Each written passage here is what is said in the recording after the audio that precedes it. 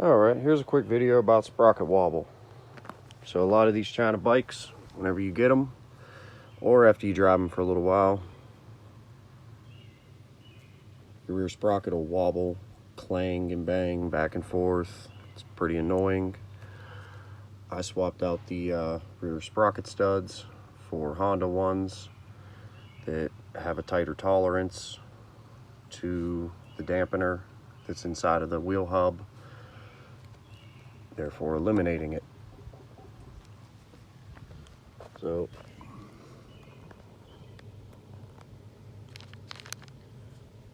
the Honda part number for the studs is right here. If you want the matching nuts for them, those are the Honda ones as well. You could always get them from Ace Hardware.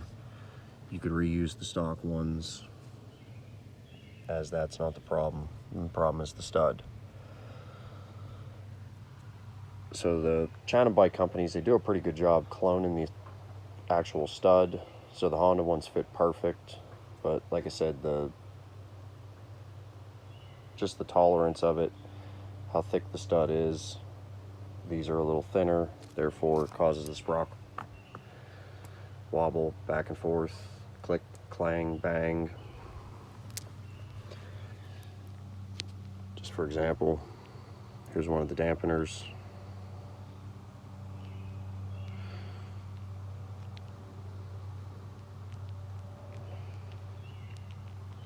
So you have that going on in your wheel times 4. Not only is it annoying, but what you get out of it is power loss. When the chain spins, goes to put power down to the ground, it puts stress on the sprocket, and if it can move back and forth, you're not getting full power to the ground. And with these stock bikes making all of 11 horsepower to the ground and about 13 to the crank, you kind of want to get all the power you can.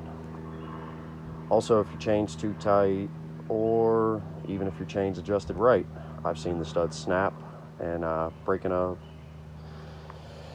all 4 of your sprocket studs in the middle of the woods is not a good day. So that's all. Quick video. Essentially all you do, get snap ring pliers, take the snap ring off. From there, the sprocket will come right off. Flip it over,